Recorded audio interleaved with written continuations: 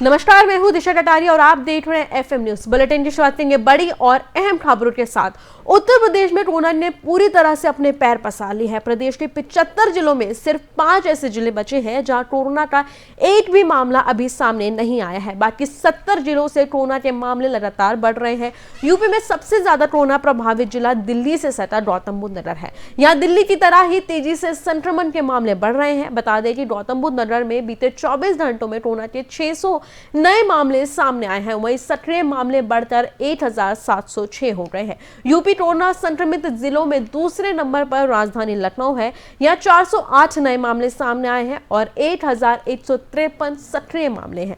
वहीं मेरठ की अगर बात की जाए तो जनपद में 401 नए मामले हैं और 798 सक्रिय मामलों के साथ तीसरे नंबर पर है। इस लिस्ट में चौथे नंबर पर गाजियाबाद जिला है। यहाँ 382 नए मामले सामने आए हैं, जिसके बाद जिलों में सक्रिय मामले बढ़कर अब 1180 हो गए हैं। इसके साथ ही चार ऐसे और जिले हैं जहां कोरोना के नए मामले 100 के पार बताए जा रहे हैं।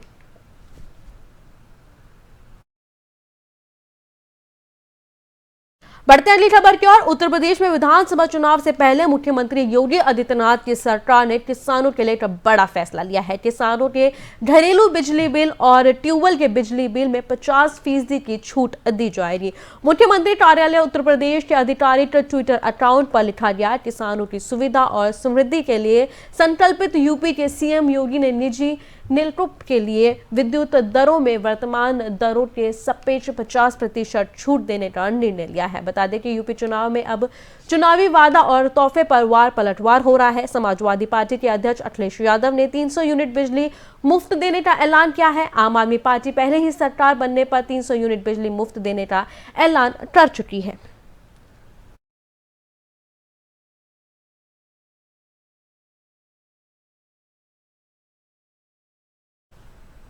तो इस खबर पर और बातचीत के लिए हमारे सहयोगी अनिल मिश्रा जी जुड़ गए हैं। अनिल जी, बिजली भी माफ करने का होड़ हो रही है। पहले शुरुआत दिल्ली से हुई, उसके बाद समाजवादी पार्टी ने भी ये किया, अब योगी आदित्यनाथ ने किसानों के लिए इसका ऐलान किया है। इस पर आप क्या कहेंगे? जी बिल्कुल, देखिए चुनावी माहौल है, चुनाव का बिल्कुल माहौल बन चुका है और उत्तर प्रदेश में 2 महीने के अंदर चुनाव होना है। चूंकि विपक्षी पार्टियां अपनी लगातार घोषणाएं कर रही हैं और जिसको एक चुनावी लुभावनी वादे कहे जाते हैं, तो वो आम आदमी पार्टी ने सबसे पहले 100 यूनिट फ्री बिजली गरीबों के लिए अनाउंसमेंट किया था अपनी रैली में। उसके कुछ ही दिन बाद समाजवादी पार्टी ने 300 यूनिट गरीबों के लिए बिजली फ्री करने का वादा किया। निश्चित है सरकार के ऊपर दबाव बन रहा था। सरकार चूंकि अपने कार्य योजनाओं को और आगे बढ़ा रही है, उसको दोबारा सत्ता में आने का एक जो प्रयास है उसमें वो जनता से और भी बढ़कर आगे वादे करना चाहती है। जब विपक्षी पार्टियां लगातार लोक लुभावने वादे कर रही है तो उसमें सरकार भी कहीं पीछे नहीं रहना चाहती है।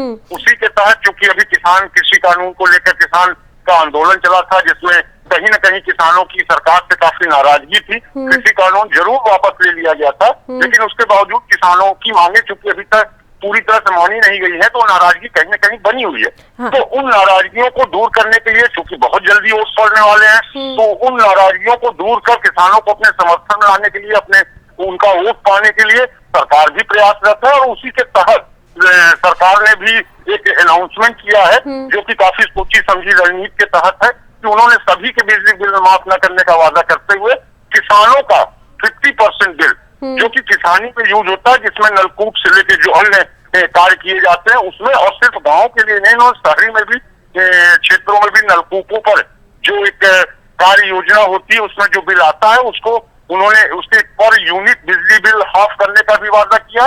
और जो एक चार्ज 1 HP पर मंथ लगता है फिक्स चार्ज, उसमें भी आधा करने का इन्होंने। ये जो फैसला है, ये जो घोषणा है, ये चुनावी नजरिए से ली गई है? नहीं, बिल्कुल इसमें कहने में कोई संकोच नहीं है कि ये इस तरह के फैसले चूंकि चुनाव सर पर है और उसके तहत सारे फैसले लिए जा रहे हैं।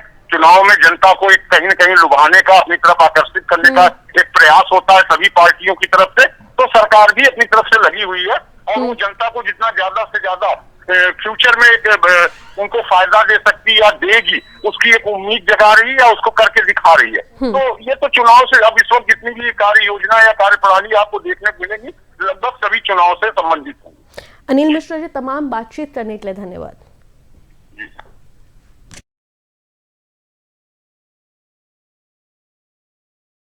इसी साथ ही बढ़ते अगली खबर की ओर। सीएम योगी 2 दिवसीय दौरे पर बृहस्पतिवार को गोरखपुर पहुंचे थे। मुख्यमंत्री योगी आदित्यनाथ नए साल के मौके पर शुक्रवार को जनपद वासियों को 77.89 करोड़ रुपए की विकास परियोजनाओं का तोहफा देंगे। इनमें 50.48 करोड़ की 15 परियोजनाओं का लोकार्पण और 17.31 करोड़ की परियोजनाओं का शिलान्यास भी शामिल है। मुख्यमंत्री 1000 विद्यार्थियों को टैबलेट और स्मार्टफोन भी बांटने वाले हैं।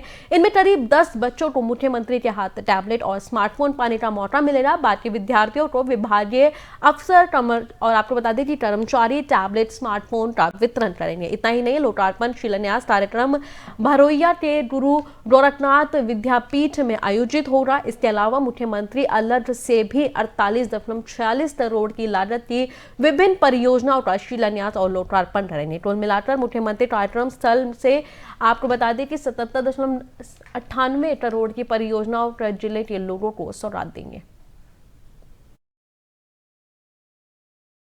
बढ़ते अगली खबर की ओर। देश में कोरोना संक्रमण के मामले फुल स्पीड के साथ दिन पर दिन बढ़ते जा रहे हैं। तीसरी लहर की संभावना के साथ सरकार लोगों की जिंदगी बचाने के लिए तमाम प्रतिबंध भी लगा रही है। वहीं गंभीर हालत के बीच संगम नगरी प्रयागराज में आस्था के नाम पर हर साल लगने वाले माघ मेले के लिए तंबुओं का एक ऐसा शहर जोर शोर से बसाया जा रहा है, जहां हजारों और लाखों नहीं बल्कि कई करोड़ श्रद्धालुओं के आने की उम्मीद जताई जा रही है। हालांकि सरकार और मेला प्रशासन ने संत महात्मा और कल्पवासियों और दूसरे श्रद्धालुओं को कोरोना के संक्रमण से बचाने के लिए कई नियम बना दिए हैं और एडवाइजरी भी जारी कर दी है। प्रयागराज के माघ मेले में हर साल कई शंकर आचार्यों के साथ ही देश के तकरीबन प्रमुख संत महात्मा यहाँ कल्पवास करने या आस्था की डुबकी लगाने के लिए आते हैं। मेले में आने वाले आम श्रद्धालुओं से लेकर ज्यादातर महात्मा और तीर्थ पुरोहित का मानना है कि गंगा मैया की गोद में रहकर माघ महीने में धर्म और अध्यमता की अलख जगाने पर कोरोना उनका कोई नुकसान नहीं कर सकेगा। आगरा में 4 जूता कारोबारियों के यहां आयकर विभाग की कार्रवाई चौथे दिन भी जारी रही। मंगलवार को 3 शहरों में 15 ठिकानों पर मारे गए थे। बुधवार शाम तक 3 परिसरों में कार्रवाई पूरी कर दी गई, जबकि 12 में आयकर अधिकारी अभी भी छानबीन में जुटी हुई है। गुरुवार शाम तक आयकर विभाग की कार्रवाई पूरी होने के आसार जताए जा रहे हैं। इस कार्रवाई में 4 व्यापारियों के यहां से संपत्ति में निवेश के कागजात बड़ी संख्या में मिले हैं। 4 जूता कारोबारियों मन्नू अल्ख, मानसी चंद्रा, विजय आहूजा, राजेश सहडल के घर, दफ्तर, फैक्ट्री और अन्य परिसर में 48 घंटे बाद भी आयकर विभाग की इन्वेस्टिगेशन विंग की कार्रवाई जारी है। आयकर अधिकारियों के मुताबिक 4 कारोबारियों की कंपनियों के रिकॉर्ड को कई विभागों के क्रॉस चेक भी किया गया है। वहीं विभाग के सेंट्रलाइज इंफॉर्मेशन ब्रांच से मिली निवेश की जानकारियों से संबंधित कागजात की खोज की गई है।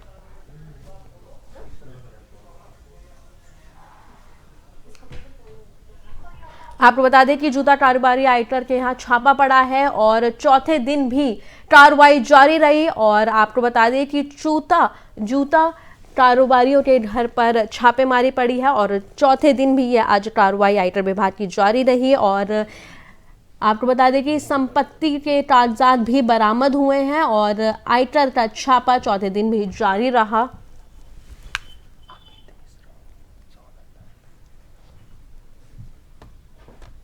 इस खबर पर और बातचीत के लिए हमारे संवाददाता अमित जुड़ गए हैं। अमित जी, क्या कुछ पहले मामला है वो जानना चाहेंगे आपसे। सबसे पहले मैं आपको यहाँ पे बता दूं कि मंगलवार को आगरा के 4 बड़े शू एक्सपोर्टर्स के ऊपर इनकम टैक्स की रेड पड़ी है, जो अभी तक बदस्तूर जारी है। ये जो शू एक्सपोर्टर है, ये पूर्व मुख्यमंत्री अखिलेश यादव के खास बताए जा रहे हैं। कहीं ना कहीं परोक्ष या अपरोक्ष रूप से इनका समाजवादी पार्टी से कोई ना कोई संबंध निकलकर सामने आ रहा है। आज चौथा दिन है इस रेड को। इसमें मैं आपको बता देना चाहता हूं कि जो बड़ी शू एक्सपोर्टर है विजय आहूजा, मानसी चंद्रा, मन्नू अलग और राजेश सहगल, इनके घर पे, दफ्तरों पे और इनके जो कार्यक्षेत्र है वहां पर इनकम टैक्स की रेट डली है, जिसमें अभी तक जो अपडेट सामने निकल कर आ रही है उसमें ये सामने प्रतीत हो रहा है कि इन लोगों के पास से कैश की कम बरामदगी हुई है, पर बेनामी संपत्तियां जिसके कागजात काफी बरामद हुए हैं, ये बात अभी सामने निकल कर आ रही है। इसके अलावा इन सभी की जो फैक्ट्रियां हैं उस पर भी इनकम टैक्स की टीम पिछले 4 दिन से माल का मिलान करने में लगी हुई है। तो इन्होंने अपनी सेल और परचेज के इनवॉइस दिखाए हैं, उसमें कहीं ना कहीं अंतर साफ तौर पे नजर आ रहा है। अगर माना जाए तो इसमें करोड़ों रुपए की हेरा फेरी और इनकम टैक्स की चोरी की बात सामने आ रही है। अमित जी, और कितने दिन कार्रवाई चलने की संभावना है? आज शाम तक माना जा रहा है कि ये कार्रवाई आज शाम तक खत्म हो जाएगी। इसमें सबसे ज्यादा महत्वपूर्ण जो नाम है वो नाम है मन्नू अलग, जो कि अखिलेश यादव के बचपन के मित्र हैं और काफी खास और करीबी है। मन्नू अलग को कल उनके गुड़गांव स्थित अपार्टमेंट से आगरा लाया गया है देर रात को, जिसके बाद से आज इनकम टैक्स की टीम उन्हें अपने साथ लेकर उनके कार्यक्षेत्र, फैक्ट्रीज और बंगले में ले जाके काफी हद तक पूछताछ कर रही है। कल जो ताजा अपडेट ये निकल कर आया है कि चूंकि मन्नू अलग आगरा में मौजूद नहीं थे, तो उनके जो लॉकर्स हैं, जो घर के जो ताले हैं, उनको खुलवाने के लिए ताला कारीगर को, चाबी कारीगर को बुलाया गया है। अमित, तमाम जानकारी साझा करने के लिए धन्यवाद।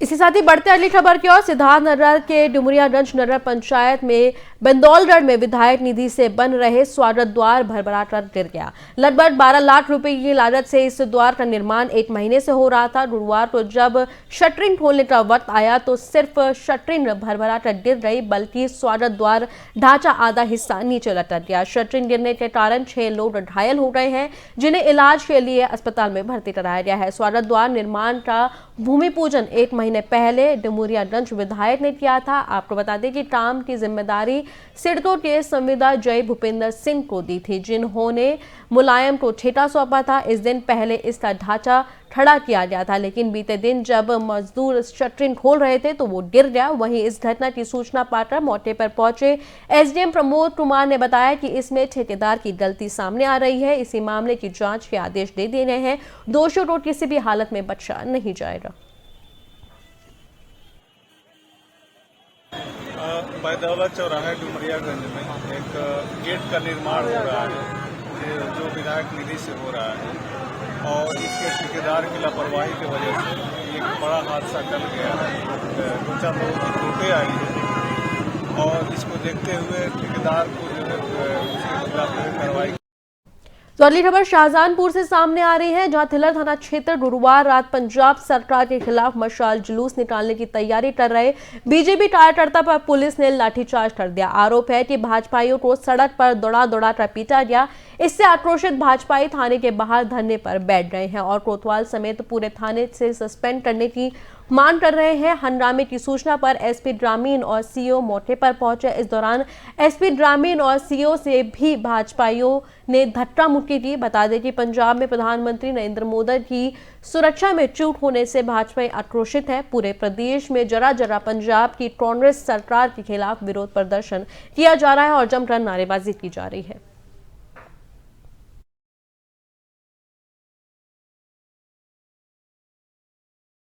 बढ़ते अगली खबर की ओर, जौनपुर के डीएम मनीष कुमार वर्मा ने गुरुवार को राजकीय ललितवाती महिला अस्पताल कार्यक्रम में होने के बाद लोकार्पित किया है। इसके पहले उन्होंने शिव प्रतिमा और ललितवाती की प्रतिमा के समूह दीप प्रज्वलित कर अस्पताल का शुभारंभ किया। इसके साथ ही अस्पताल में बड़ी सुविधाओं के बारे में भी जानकारी ली। उद्घाटन समारोह के दौरान डीएम ने कहा कि जनवरी 2021 में जौनपुर में कार्यभार ग्रहण किया। कोविड-19 के दौरान ज्ञान प्रकाश के मेडिकल उपकरण, जांच संबंधी उपकरण, ऑक्सीजन प्लांट आदि मुहैया कराया। क्षेत्र के लोगों से सहयोग का नतीजा की आज जिले में 14 ऑक्सीजन प्लांट, सभी जरूरी उपकरण और भरपूर मात्रा में जरूरी दवाएं हैं।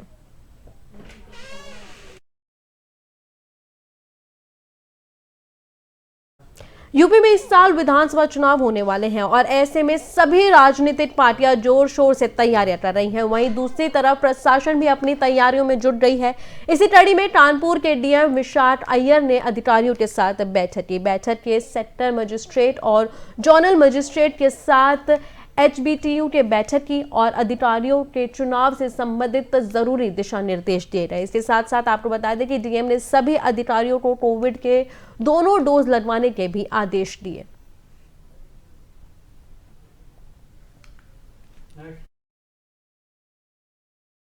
तो अगली खबर गाजियाबाद से सामने आ रही है, जहां थाना भोजपुर क्षेत्र के गांव सैदपुर में पारिवारिक कलेश के चलते एक मां ने अपने 3 साल के बच्चे की हत्या कर दी। इस घटना का पता चलते ही चारों तरफ हड़कंप मच गया और गमसीन माहौल हो गया। वहीं इस घटना की जानकारी देते हुए मृतक बच्चे के पिता आकाश ने बताया, मेरे बच्चे की हत्या उसकी मां ने की है। उसने गला दबाकर और ऑल आउट का लिक्विड पिलाकर बच्चे को मारा है। पिता ने बताया कि घर पर कोई मौजूद नहीं था। जैसे ही पहुंचे तो हम बच्चे की हालत देख तुरंत अस्पताल लेकर भागे, लेकिन डॉक्टर ने उसे वहां मृत घोषित कर दिया। हालांकि किसी भी प्रकार के गृह कलेश की बात पति आकाश ने नहीं मानी है, लेकिन पुलिस अपनी जांच में गृह कलेश को मानकर आगे बढ़ गई है।